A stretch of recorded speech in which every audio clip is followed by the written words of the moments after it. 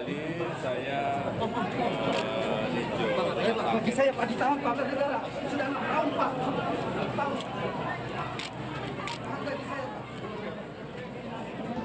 kembali Seorang aparatur sipil negara di Kabupaten Konawe, Sulawesi Tenggara terobos barisan pengamanan Presiden Joko Widodo saat sesi wawancara. Bagi saya Pak ditahan Pak negara sudah 6 tahun Pak. 6 tahun.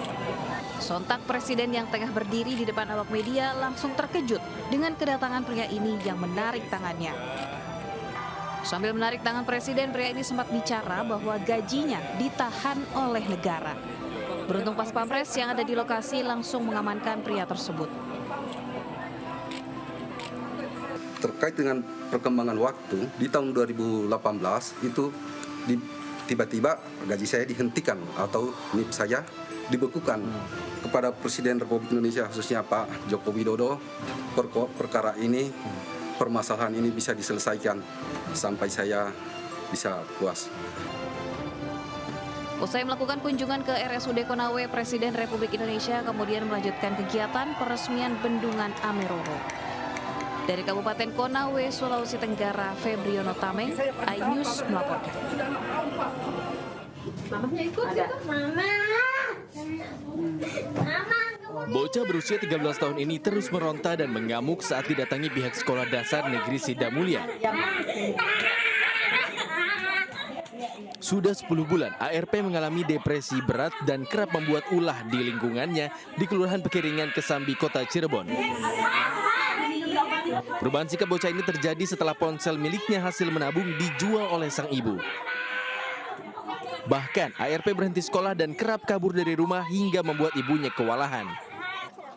Sang ibu menjual ponsel milik anaknya karena sudah 8 bulan tak ada kabar dari suami yang bekerja sebagai buruh serabutan di luar kota.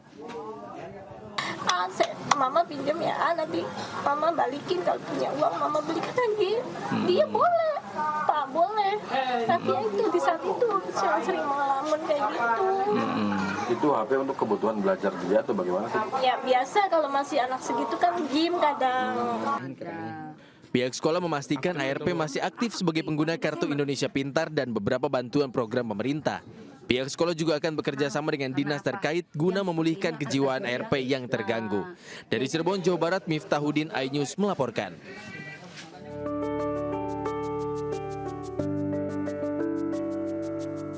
Ini dia Pasar Punden Sari.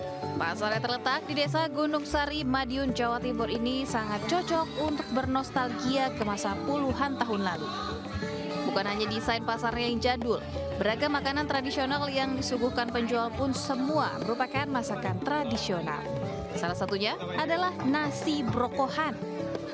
Menu yang biasanya hanya ada di acara selamatan warga tersedia di pasar ini. Jika kurang berminat, ada pilihan lain yaitu nasi pecel daun jati yang hanya ditemani rempeyek. Selain nasi ada pula jajanan tradisional seperti tiwul, ketan, hingga klepon dan getuk yang keberadaannya sangat menggugah selera. Untuk bertransaksi di tempat ini, pemirsa harus menukarkan dulu uang asli dengan uang bambu di pintu masuk pasar. Di sini kita mengutamakan kuliner jadul ya, jadi kuliner yang tanpa bahan pengawet, jadi asli kita buat secara tradisional. Salah satunya ada nasi brokohan, kemudian ada tebo kecap, ada makanan-makanan jajan pasar dan lain-lain. Selain sisi tradisionalnya, salah satu daya tarik pasar ini adalah semua makanan yang dijual alami dan tanpa kimia atau pengawet. Tidak ada satupun makanan yang dibungkus plastik loh, karena seluruh makanan akan dibungkus daun atau besek yang terbuat dari anyaman bambu. Dari Madiun, Jawa Timur, Arif Wahyu Effendi, iNews melaporkan.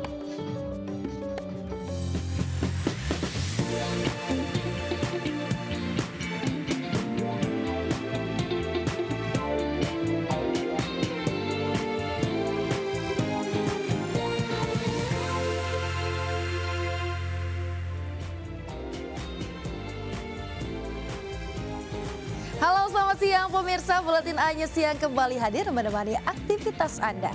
Bersama saya Yasmina Tania, inilah Buletin iNews Siang selengkapnya.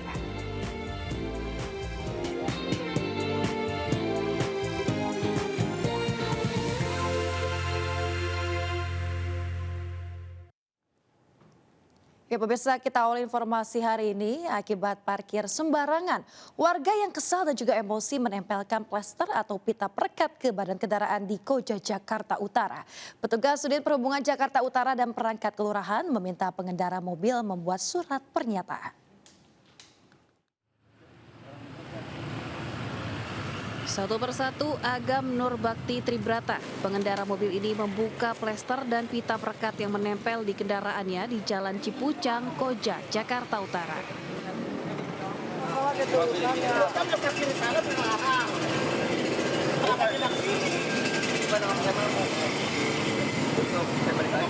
Jangan, mas.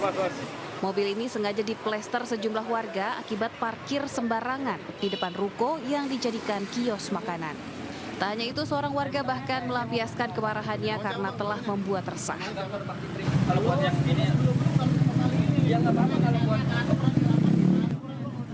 Sebelumnya warga sudah mengingatkan pengendara mobil yang hendak bertamu ke kerabatnya ini tidak parkir sembarangan.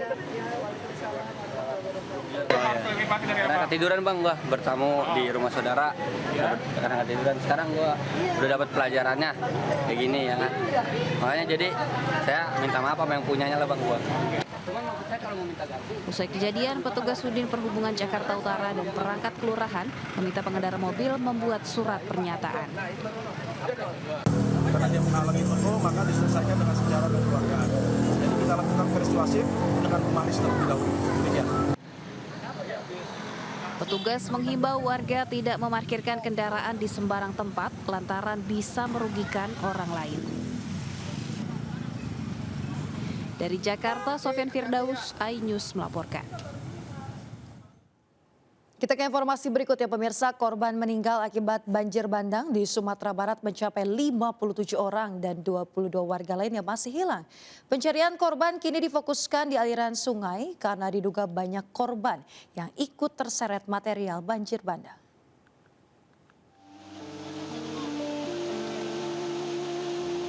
Hingga Selasa malam, BPBD Sumatera Barat mencatat korban meninggal akibat banjir bandang menyentuh angka 57 orang. Rinciannya 21 korban di Kabupaten Agam, 29 korban di Tanah Datar, 2 korban di Kota Padang Panjang, dan 3 korban di Padang Pariaman, serta 1 korban di Kota Padang. BPBD juga menyebut 22 warga hingga kini masih dalam pencarian dan 19 diantaranya di Tanah Datar. Tim SAR gabungan kini memfokuskan pencarian korban di aliran sungai lantaran diduga banyak korban yang ikut terseret material banjir bandang. Sementara itu hingga kini sebanyak 2.500 warga masih mengungsi di sejumlah posko pengungsian. Selain karena tempat tinggalnya rusak, warga juga mengaku masih takut untuk kembali ke rumah. Banjir bandang yang diakibatkan lahar dingin Gunung Marapi terjadi pada Sabtu akhir pekan lalu. Setidaknya 4 kabupaten dan kota yang ada di Sumatera Barat, yakni Agam, Tanah Datar, Padang Pariaman, dan Padang Panjang ikut terdampak banjir bandang. Dari Sumatera Barat, Tim Liputan iNews melaporkan. Pemirsa, sebuah masjid di Sukabumi, Jawa Barat menyajikan kopi dan juga cemilan bagi para jemaah yang sholat di masjid layaknya sebuah kafe. Tak tanggung-tanggung pemirsa, kopi yang disajikan pun memiliki rasa bintang 5 karena diracik oleh barista yang juga sebagai marbot di masjid.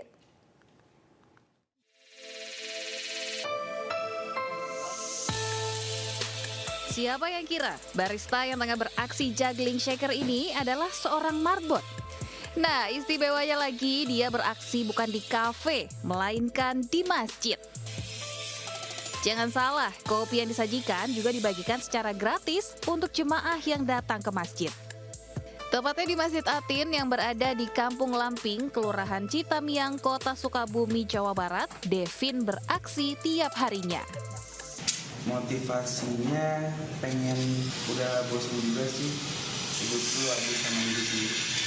Jadi pengen ngerti tenaga juga gitu, apapun yang bisa diberikan untuk menikmati masjid ini.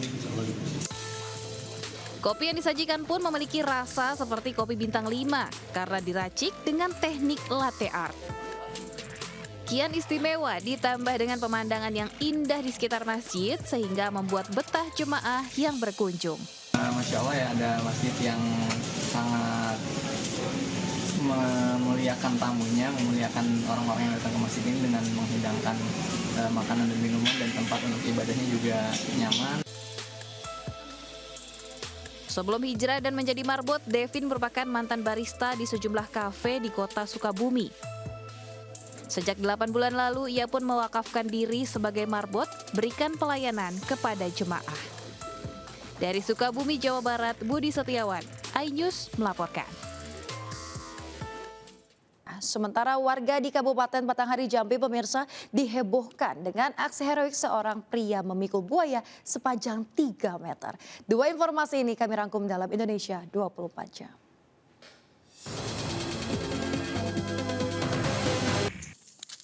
Tanpa rasa takut, pria warga Kecamatan Muara Bulian, Kabupaten Batanghari ini memikul buaya sepanjang 3 meter. Sebelumnya buaya muara ini tersangkut jaring ikan milik warga lalu ditangkap dengan alat seadanya. Petugas damkar yang datang ke lokasi mengevakuasi buaya tangkapan warga untuk diserahkan ke pihak BKSDA. Hari ini Kejaksaan Agung kembali menjadwalkan pemeriksaan terhadap artis Sandra Dewi dalam kasus dugaan korupsi tata niaga komoditas timah. Sebelumnya Sandra Dewi telah diperiksa Kejagung dalam kapasitasnya sebagai saksi. Pemeriksaan dilakukan guna mengklarifikasi sejumlah rekening yang telah disita sebelumnya.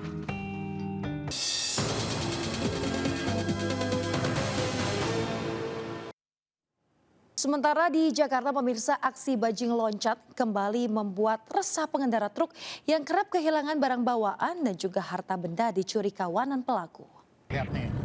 Bajing loncat yang tengah mencuri barang di atas sebuah truk yang melintas di kawasan Cakung, Jakarta Timur viral di media sosial.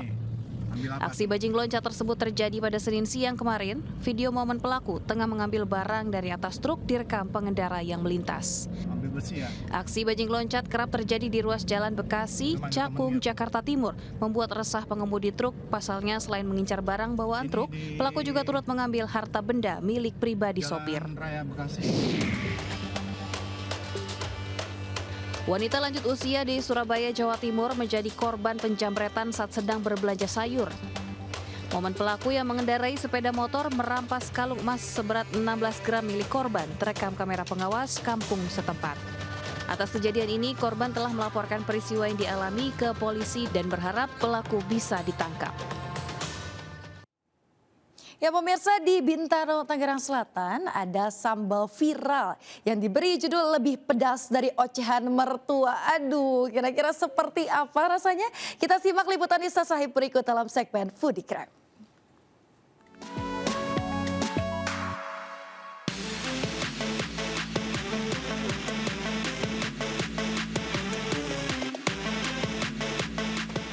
Sobat makan, kita mau makan yang katanya lebih pedas dari ocehan mertua. Penasaran apa sih sambal yang lebih pedas dari ocehan mertua? Daripada penasaran, kita langsung icip-icip ke dalam. Yuk, yuk, yuk.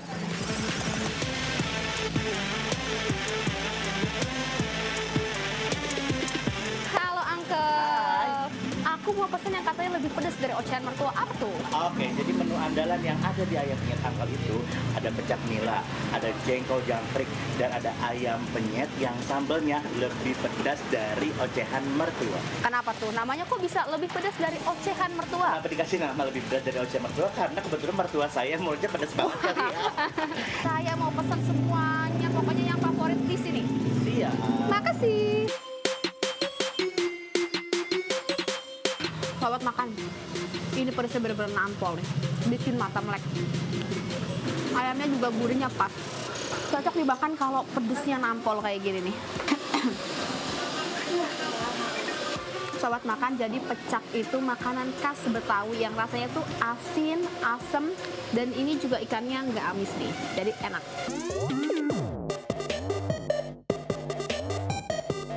Sobat makan, jengkol di sini empuk banget. Untuk aromanya, sedep banget deh. Pasti pemirsa juga udah gak asing sama aroma dari jengkol. Kita makan lagi.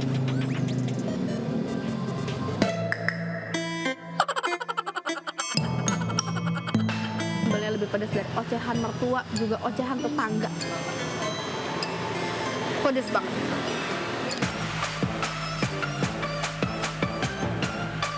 Sobat Makan, saya udah kegerahan karena ini pedes banget.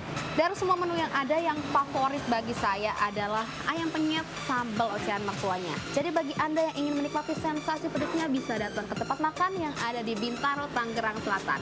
Dari saya Nisa Said bersama juru kamera Andri Setiawan. Sampai jumpa.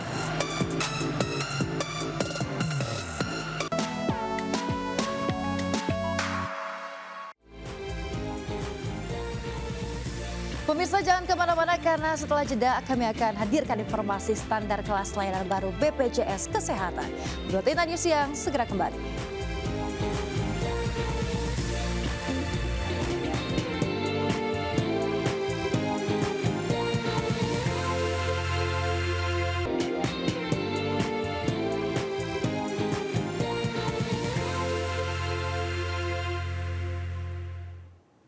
Ya pemirsa, Anda kembali di Buletin Ayu Siang bersama saya Yasmin Natalia. Pemirsa, pemerintah resmi menertibkan peraturan presiden tentang peleburan kelas BPJS Kesehatan menjadi kelas rawat inap standar atau KRIS. Dengan aturan baru tersebut tidak ada lagi perbedaan penanganan dan juga fasilitas perawatan berdasarkan kelas.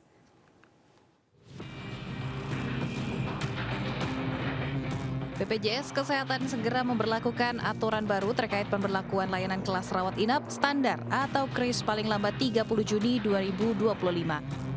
Aturan baru ini menggantikan atau melebur pelayanan kelas 1, 2, dan kelas 3 pada BPJS Kesehatan yang selama ini berlaku.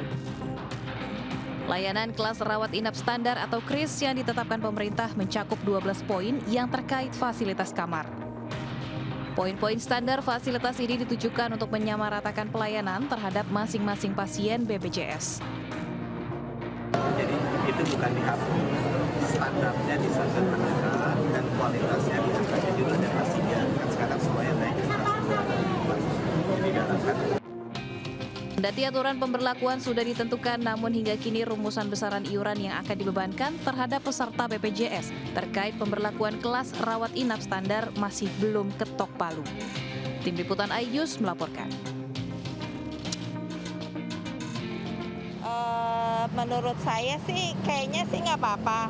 Saya nggak tahu nanti regulasi detailnya seperti apa, tapi kalau misalnya kurang lebih biayanya disamaratakan dengan fasilitas yang disamaratakan juga, menurut saya sih masih nggak apa-apa selama jelas aturannya. Karena saya pernah merasakan yang berbayar dan yang tidak berbayar yang dengan bantuan pemerintah, dan dua-duanya saya merasakan pelayanan yang sama gitu. Kalau dari saya sih cukup baik ya, jadi sama semuanya. Cuman mungkin balik lagi dari rumah sakitnya kebijakannya seperti apa. Takutnya pasiennya menumpuk kah atau fasilitasnya jadi menurun. Mungkin ditingkatkan lagi dari rumah sakitnya. Ya pemirsa, informasi tadi sekaligus menjadi akhir jumpa kita hari ini. GTV memanggil grup dance di Indonesia untuk mengikuti audisi Amazing Dance Indonesia di Braga City Walk Bandung pada tanggal 18 Mei mulai pukul 10 pagi gratis. Audisi akan dinilai langsung oleh expert koreografer Arinto. Siapkan dance group terbaik Anda dan raih kesempatan memenangkan hadiah ratusan juta rupiah untuk 5 tim terbaik. Amazing Dance Indonesia, persembahan GTV. Saya Yasmin Natalia beserta kru yang bertugas pamit untuk diri, selamat beraktivitas, terima kasih dan sampai jumpa.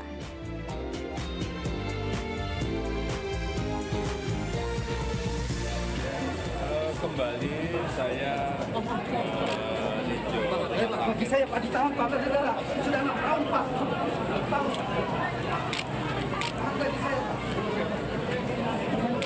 kembali saya Bagi saya